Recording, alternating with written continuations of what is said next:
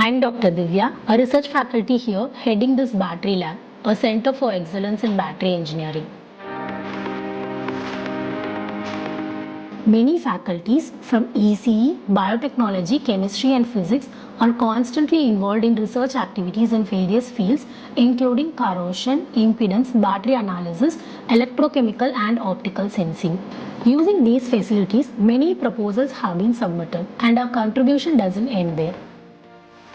My research focused on synthesis of chip base for biological application and optical sensing. We used UV visible spectrophotometer for optical sensing and protein binding studies. Our lab's dedication towards demonstration and hands-on training adds value to our center.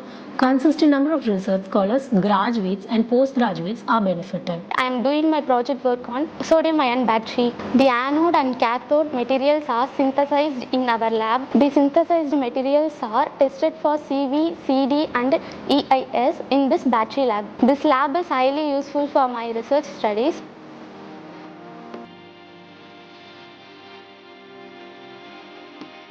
Our commitment to advance the limits in technological advancement had led towards publishing 4 patents with additional ones in progress. We are welcoming collaborations and partnership towards higher-end applications and proposal discussions. Thank you.